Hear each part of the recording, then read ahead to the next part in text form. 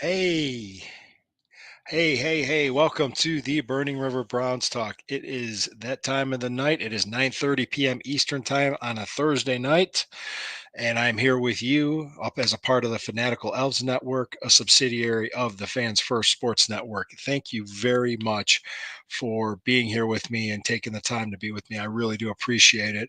Got a Nick Chubb injury update for you tonight. I'm going to show you the article from Yardbarker and go through that. And we're going to talk about anything else. Please feel free to comment, like, share, subscribe, hit the notification bell.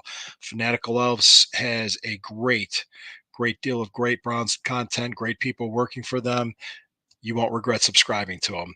I am Lou Marconi at L Marconi 251 on Instagram is where you can find me. You can also find me at L Marconi 1973 on X. I do that just to complicate things. Appreciate you guys, each and every one of you. Thank you for being on here with me. Before we get into any of that Nick Chubb stuff, I think it's time we have to do a pause for our sponsors right now. All right, we're back. Very good, very good, very good. Thank you for coming with me right now. So what I'm going to do is I'm going to share my screen and we're going to go over this article here that was done. It was a huge injury update. Cleveland Browns received a huge injury update on Nick Chubb. This is from Yardbarker. I don't know who this is over here. I'm just going to pause that. There's just some clip that's on over there. I don't know who those guys are. You might recognize them, but I like pausing it, making them look silly. So anyway, here we are. According to a report from Cleveland Browns reporter Mary Kay Cabot of Cleveland.com, Chubb has made some progress, but there are still questions surrounding his availability for the upcoming season. Well, of course, there's going to be questions about that because they don't have to say anything yet. Chubb won't be participating in OTAs or the minicamp from a team drill standpoint. Makes sense. But he's been around all offseason rehabbing the knee and providing inspiration to his teammates. He also spends time during the offseason training at his high school, Cedartown in Georgia. And he could be back and forth during OTAs. But he's been running for several weeks and looks good. If all goes as planned, he'll test the twice reconstructed left knee during training camp and work toward a return to the field as soon as possible. That's good news.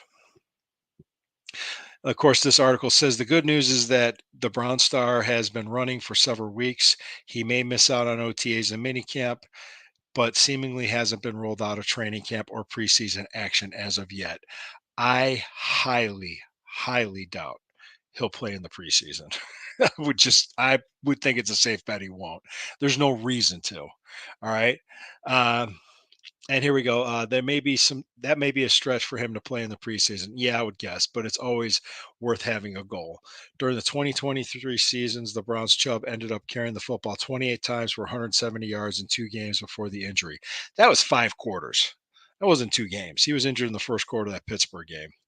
Back in 2022, however, he racked up 1,525 yards and 12 touchdowns. Of course, it'll be interesting to see what the future holds for Chubb and the Browns. They certainly need him on the field if they want to contend in the AFC. Expect to hear more updates about Chubb as the Browns get underway in training camp and preseason action. He will be able to return. Will he be able to return for week 1 of the season against Dallas Cowboys? For now, we'll just have to wait and see. Of course. Yeah, it's a wait and see thing. It's going to be that. Of course, it's going to be wait and see. We're going to have to figure it out. But he was running. He's working towards it. They're seeing progress. They could see what he can do. It's an update. Yeah, I would say this. I'm writing an article about it. It's going to drop tomorrow. I think it's safe to say he'll be back. I would say probably by week 6, and I think he's going to be ready to go. Um, this was the same knee he injured I want to say his freshman year in Georgia, and that was 9 years ago when he injured that knee. He went on to play the next 2 years. Second round pick, probably the best draft pick next to Miles Garrett we had since the Browns came back. He obviously is the inspiration of the team. He obviously is the type of player you want to have there. If we get a healthy Deshaun Watson, A healthy Nick Chubb with this defense, this team, this team's ceiling is unlimited. This is a championship level team.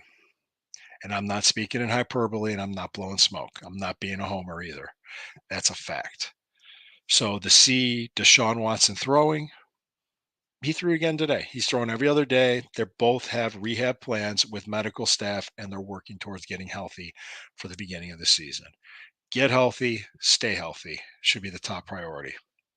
We have the players to do it. Just got to get healthy and stay healthy and execute. So we could see that happen. Okay, not as long of an episode today, but I want to let you know I will be on tomorrow night at 9:30. Oh no, excuse me, 9 o'clock. We start a little bit early on Friday nights. It'll be myself, Megan Donovan, and Sherry from the squad pod, and we are going to talk about the new kickoff rules. Going to be our main point of topic. So we're going to do that, and we're also going to be talking about even OTAs as well. And I also over the weekend I have an interview to record with the Orange and Brown Report's Jack Duffin that I'm hoping will air Sunday night. So Jack's a great guy. Which I was noticed. I saw the tweet that he tweeted out today how he did an article and he's predicting what he believes will be an extension for Nick Chubb, which he comes out and he's playing well. We'll extend him. The Browns will keep him. Browns have kept their players. That's the thing that this team, that this organization has done. They've kept players that are worth keeping. They let players go that they're not going to spend a lot of money on, and they're very strategic about what they do. Even furthermore, they're managing the cap better than most people would realize, and I would hope people more start understanding that. A couple other another restructure or two, we'll have well over 40 million under the cap. It's crazy how they're doing that. Yeah, they'll kick the can down the road, but the knowledge is that cap's going to keep going up every year, and they can manage it that way. So thank each and every one of you for coming here. Thank each and every one of you for joining us. Like I said, like, comment, share, subscribe, hit the notification bell. Fanatical Elves Network. Okay. It's a subsidiary of the Fans First Sports Network. I am Lou Marconi.